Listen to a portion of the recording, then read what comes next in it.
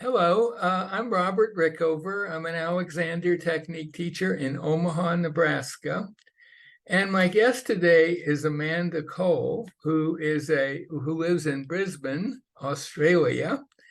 And she is an Australian academic researcher, writer, and performer. And she wrote a book, was the author of a book called Marjorie Barstow and the Alexander Technique, Critical Thinking in Performance Art Pedagogy. And I'll just hold that up for everyone to see. I highly recommend this book. You can get it on Amazon. She has won numerous awards for creative projects, research projects, and professional development. She has a doctorate in performing arts pedagogy from Griffith University and a master's of music performance from the University of Melbourne. And she is also a long-time student of both classic and Barstow-inspired versions of the Alexander Technique. For this book, she drew on multiple sources, including a significant collection of written correspondence between F.M. Alexander, Marjorie Barstow, Frank Pierce Jones, and Professor John Dewey that provides a new and very different perspective on the history of the Alexander Technique, I would say from the 40s maybe into the 70s kind of time period. And we've done 5 previous interviews on various aspects of the book, but I think this will probably be the final interview in our series. And the question that I wanted to ask you, Amanda, after all of our conversations and after you wrote the book and I read the book and some Alexander teachers have read the book, and is, first of all, you obviously care very deeply about the Alexander Technique. And because I don't think you would have written this book otherwise. And my question is, what do you see as the usefulness of your research for Alexander Technique teachers and students today? We're speaking in 2013, mid-July, summer where I am, winter where you are. I can see you always have more heavy stuff on than I do. It's winter. You've left it out a decade. I think it's 2023. 2023. I'm sorry, I may have said the wrong. We are in 2023, mid-July. Anyway, so that's a great question. And I was thinking, yes, I care really deeply about the Alexander Technique. I'm going to go out on a limb here and say that I think I care even more about education. And so because I care about, that means that I care about how the Alexander Technique is taught. And I think that's what really has driven my research and my desire to keep on writing about these things. I've written several articles for the Australian peer-reviewed Journal of Singing, which is called Australian Voice, and they're always related to this research. And how can we teach better? How can we communicate better? And so that's been the driving force for me. And it's not to say that I don't think that I'm no longer interested in the Alexander Technique. Currently, where I'm teaching, I frequently catch myself, but even more so teachers who have no experience in the Alexander Technique, and I'm often co-teaching with these teachers, and I can't say anything to them because of the situation, but I would love to. So, what if we rephrase that? What if we do this? What if we try that in a different way? Or right, yeah, what are we actually doing here? Why are we in this classroom? Those kinds of things. Right. So, and I assume that's because you're in a way, what you're wanting to bring to light is that these letters that you've read are a lot about how one teaches the Alexander technique. And I guess you could tell me if you would agree with this. You could say very broadly, there are ways of teaching the technique, and I would say the more classical way of teaching, which, teachers will say they're teachers and we're teaching, but in reality, at least in my experience, a lot of it is actually a kind, almost therapeutic, or verges on that. Whereas Marge, it was really clear that was not the case. I mean, you got that right away with Marge. Yeah, she wanted to work with the way you were thinking. And she was very interested, maybe not explicitly, but implicitly, in language. What words are you using when you're talking to your student, for example? Exactly. Not apart from what are you doing with your hands, if you are doing something with your hands, what are you thinking about, and what do you want to convey to your student? And I imagine that's the kind of thing you'd love to talk to some of your peers about when you're co-teaching, but can't, right? Yeah. Yeah, I mean, it obviously depends on the person who I'm teaching with, and some people are more open and interested in these kinds of things. Some people just aren't interested in how they do stuff. They're either very young and they haven't had any ramifications of how they use themselves, or they just they I don't know, they don't care. So I can't make them care. But I was also just thinking about that, you talking about therapeutic versus educational, and that also describes my trajectory through my professional trajectory. I started off studying medicine, and I got out of it because I realized that it wasn't where my passions really lay. The ultimate therapeutic process. Exactly. And so I moved out of that, but I still, I grew up in a medical family as well, so that has really been a very strong background. Science was my background. I mean, I did languages and I did art, and I studied music when I was at school and when I was a child. But that did color a lot of the early part of my adulthood thinking as a scientist and as training to be a medical practitioner. But I just realized that I was not excited about that enough, and I am excited about education, and I don't get tired of thinking about education, how to do it better. Sometimes I get tired of a specific type of content that I might be teaching, but I never get tired of that transaction and that the communication, how to communicate better. And I think that's just why I've been really fascinated with Marge and with Kathy's teaching as well, Kathy Madden, right, which is the teacher from whom I learned a lot of Marge's approaches and thinking. And these four people who we mentioned, Marjorie Barstow and Frank Pierce Jones, were both American teachers of the Alexander technique. And I have never met Frank Pierce Jones, and he's died some time ago, but my sense is that, like Marge, he was very interested in how you communicated ideas, and I think how you could help people think in a more constructive way, to use Alexander jargon. And of course, Dewey, I mean, he was Mr. Education, in not just, he wrote the introductions to 3 of Alexander's 4 books, and he was also a very well-known educator in the American first half of the 20th century in America, sometimes called the father of American public education.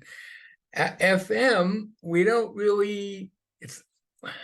know exactly about FM in terms of how much he thought he was actually teaching or how much he was kind of fixing things. I mean, he made various statements at various times that could support either opinion. And I'm guessing he bounced around and, was not as solidly in the education camp, let's say, as Marge and Frank were. More like what I would think most traditionally trained teachers are today. So, yeah, and so having this information available in the book, which is really, it really does shed quite a different light on things in the Alexander world. So I would think that one reason why it's important is it clarifies that distinction with specific correspondence.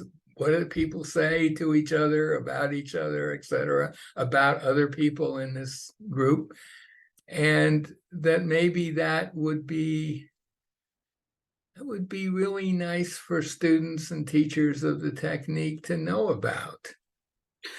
Yeah, and I also wrote it, to go back to your original question, I also wrote it for people, anyone who's in the performing arts or who teaches in the performing arts, to really signal that the Alexander technique is still really useful and it's really practical, and it's vital, actually, if you're a performing artist.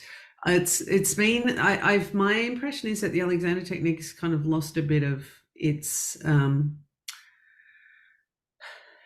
presence in the performing arts, because there's so many new things that come up and everyone just wants to follow the latest, brightest, shiny object. And if it's not, if it's more than 6 months old, it's old news and it can't be useful. But so that was also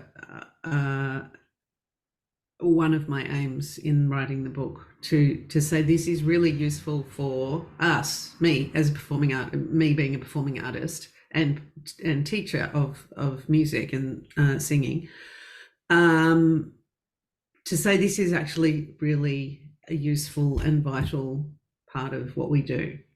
Because I wasn't just it wasn't just that I wanted to write a book about Marge, and I didn't just want to write about the Alexander technique. I wanted to also write it for performing artists, to say, hi, it's still here and it still works, and this is also the way Marge taught it is actually a really good way to introduce it to students. I mean, if students want to go on and learn about table work and chair work and all the words that Alexander used that many teachers keep on using.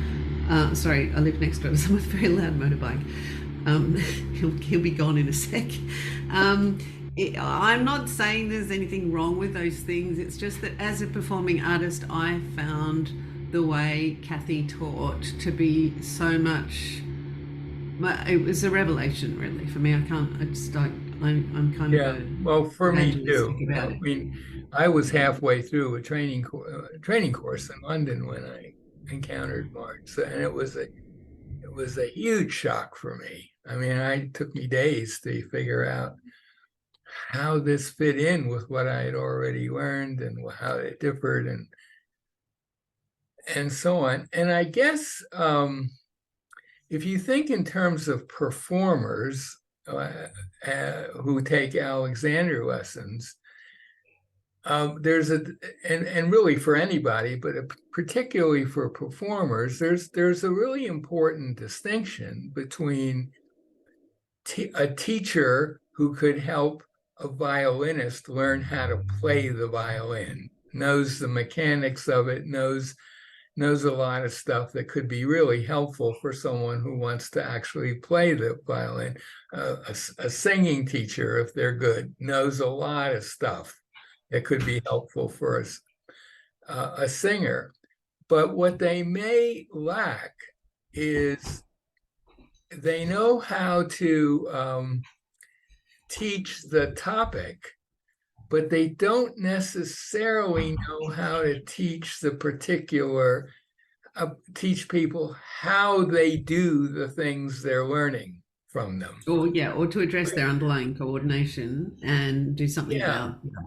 That's because often, in singing lessons, it's been very parts oriented or very technical, or say I could also have a lesson on just on interpreting a piece, although that's less common.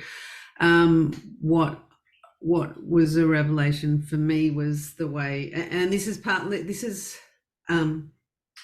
again, I sometimes don't know exactly where the boundary is between Kathy's teaching and Marjorie's teaching, and how much of what Kathy does she got from Marge, and how much of it is her own and from somewhere else. Sure.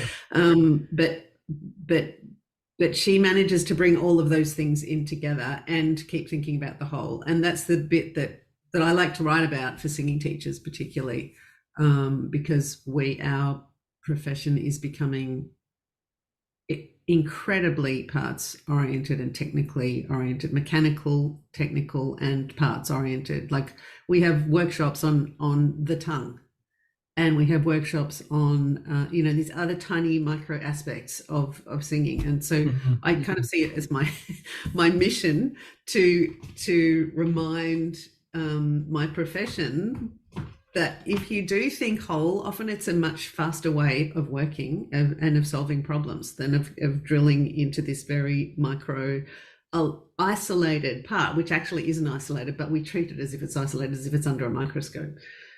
So that, coming out to the broader view and the whole person, and not even the whole person, but the whole situation of performing, and with co-performers and audiences and the real whole. It's actually much faster. In my experience, I've learned so much faster when that's been my what do I mean there? My perspective, it's not the word I'm looking for, but my focus, I suppose, for want of a better word. A broad focus, like the constant, the broad focusing on the whole thing, has been a faster way of working towards solving technical problems, which you might otherwise solve by going, let's look at the little part and solve that tiny problem. Right, and so maybe if you stop micromanaging and think of the whole and the all of those things that I write chapters about, the desire and the social context and applying and the why and all of that. Things can often take care of themselves. Right. And I like that you use that term micromanaging, because I use that term all the time. I can think of two very broad reasons why you'd want to think in sort of holistic terms. One is that really everything in the body is connected with everything else. So you could do a workshop on the tongue, as you suggested, and it might be kind of useful to really learn something about how the tongue works. Yeah. But unless you understand that it's part of a bigger system and it is directly and or indirectly connected with all of your body, it's going to be a bit limiting. So that's one reason. And the other reason is, I think, that your conscious brain, which is the part of your brain that actually makes decisions and comes up with plans and learns about the tongue, right? It's your prefrontal cortex, which is a relatively small part of your brain. That's your conscious brain, and it's a fantastic, it's fantastic at coming up with plans and trying things out, and experimenting and doing all the things we want to do. But what it is absolutely terrible at is micromanaging, because it can't do it. It cannot it cannot micromanage more than a few things.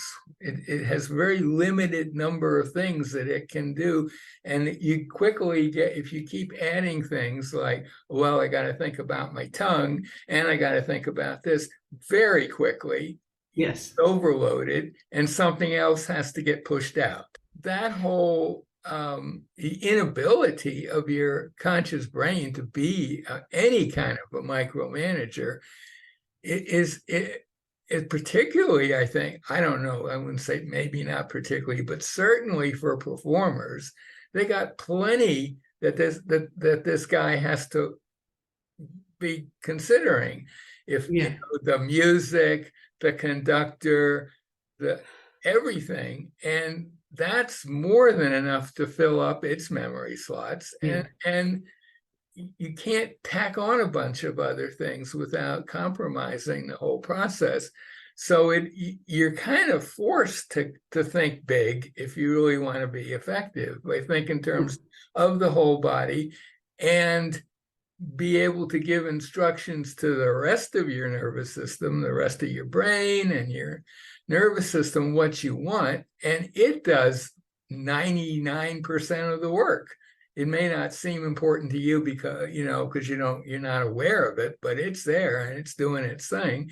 And that's something, I don't know that Alexander ever talked explicitly about that, but once you start really thinking about things like Alexander technique directions and how to use them, you quickly realize that there's a limit, to a very short limit to the number of things you can be thinking about at any point in time. And you've got to take that into account in terms of what you're going to do. And it's, I'm also, ironically or paradoxically, I'm also a details person. Like that tends to be my skill. And that's possibly why this kind of teaching has been so helpful for me, because I do, my natural tendency is to focus on detail.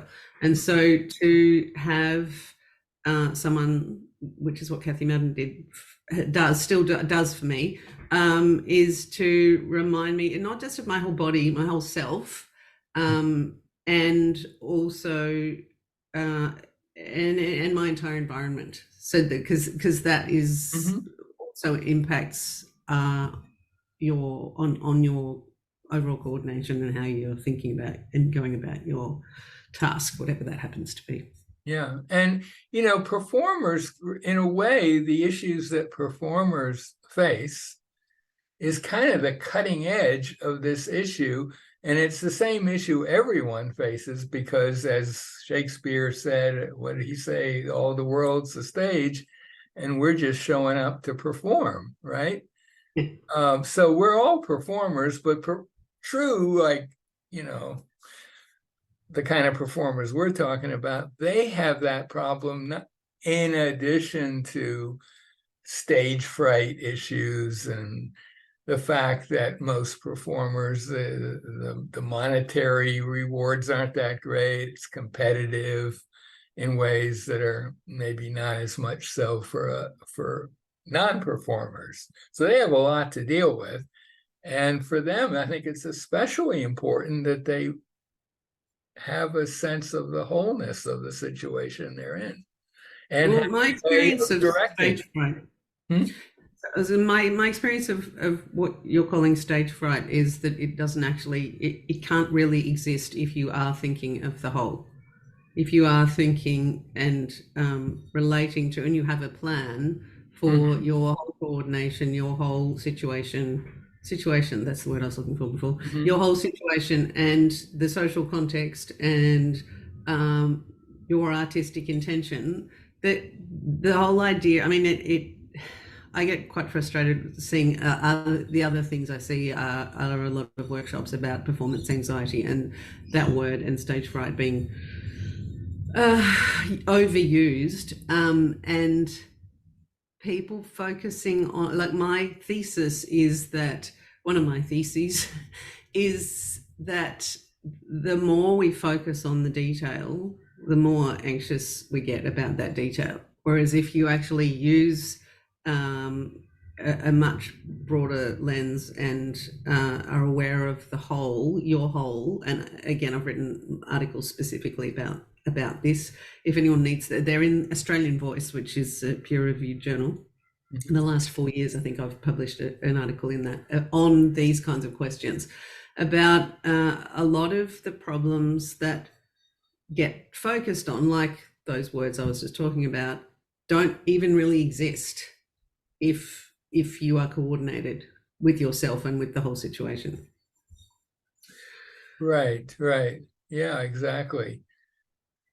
So let's talk about Alexander teachers a little bit, because I would guess that the majority of Alexander teachers and trainees are working within the more traditional approach to the work that, although Marge's teaching is certainly getting a lot better known these days. Yeah. What do you think? How is it helpful for them to learn about this history and this whole stuff that we've been talking about the last 5 interviews?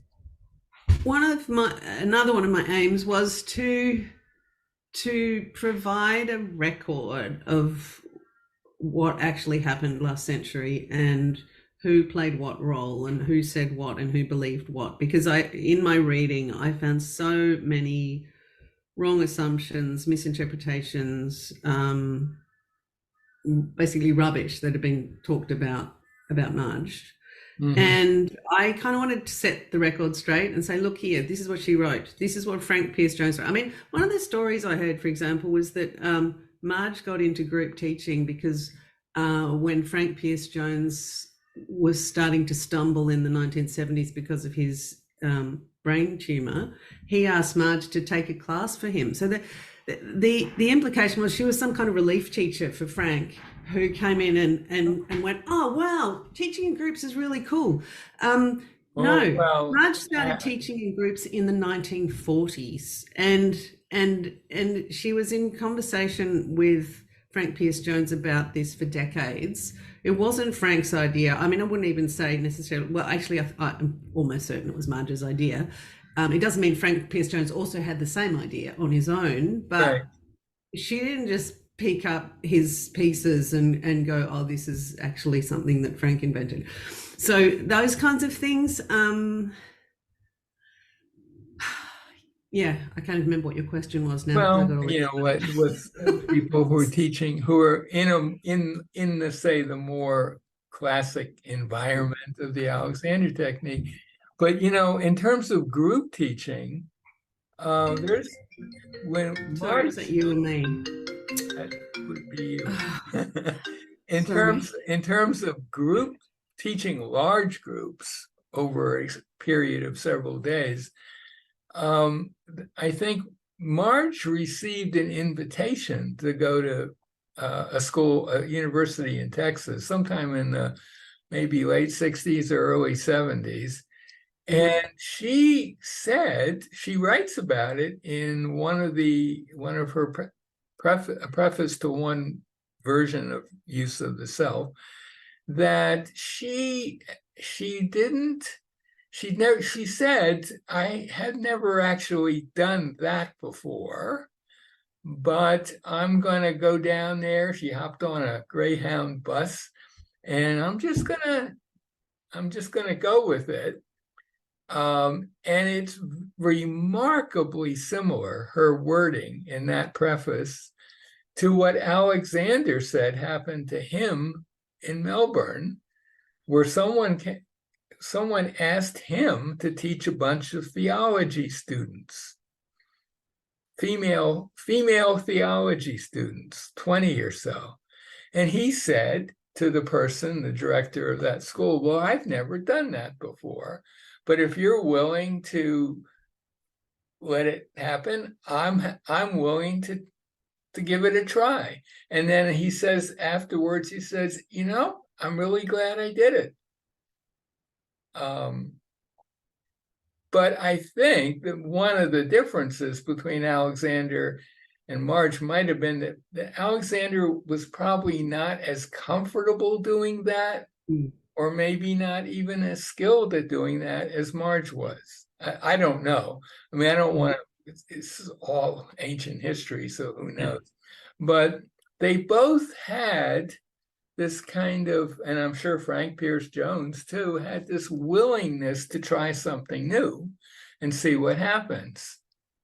And I think that's a big message for teachers today. I mean, the whole Alexander world has just come out of COVID, where and this years ago, say 3 or 4 years ago, group teaching, online teaching was really looked down upon. And there were very few of us who were doing it, and it was regarded as just almost heretical to do that. Yeah.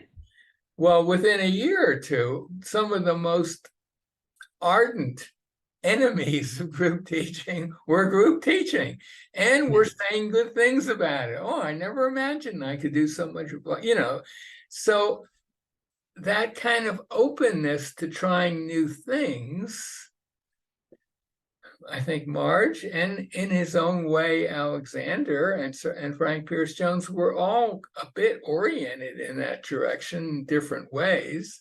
And I think a lot of teachers today maybe aren't quite so eager to try new things. Or I don't know. I can't really say that. Yeah, I don't know. I'd have to... Yeah, but I've seen some pretty strong resistance to new things from, corresponding with teachers and so on. Right. So anything else you'd like to add kind of about that would... for some reason I just feel like I want to reiterate the fact that one of my main kind of one of the things that really drove me to continue and complete the job was this sense of injustice that I felt. I just felt like Marge had so much bad press and so many wrong things said about her, and even like nasty bitchy things. And it just made me, I didn't know her, of course, and I know she wasn't a saint, but when I see the things that she actually did say, I've watched her on video, I saw things she actually wrote, I've read her letters. She's just a phenomenal woman, whatever her faults and wherever those nasty things that people said came from.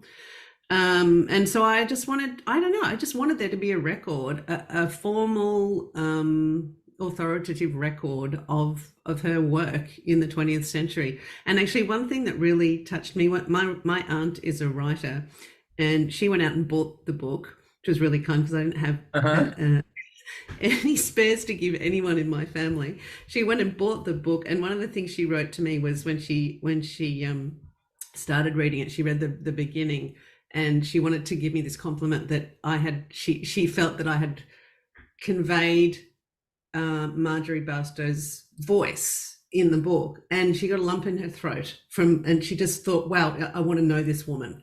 And it was just one of the best compliments that I've had, because that's what I think my aunt does as well. She writes so beautifully.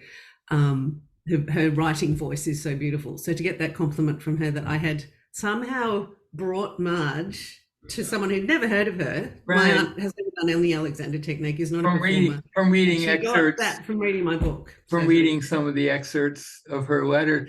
Marge was an amazingly good writer. Amazingly good writer.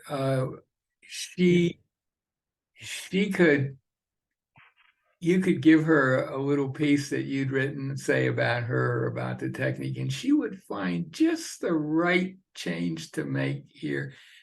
And she didn't. And she did that with Frank Pierce Jones as well. I also wanted it to be known that Frank Pierce Jones's book is really famous in the Alexander world. Right. And Marge helped him write about the Alexander technique. Oh, really? Yeah. I'm sorry to have to go. I have an appointment, so I have to. Yeah. Well, let's just leave it at that. I just want to make a final little pitch for Maybe you can hold up your copy. The sun has Oh. overtaken me here in Nebraska. It's like, I can't help but notice, there we go, that you're always dressed very warmly with mittens and stuff, and I'm wearing short sleeve shirts. It's summer here and winter where you are. Anyway, so I want to thank you Thanks, for Robert. doing all these interviews. And okay, thank you for doing all the interviews. Talk to you again soon. And we'll just leave it at that. Thanks, Robert. Take care. Bye-bye. Bye.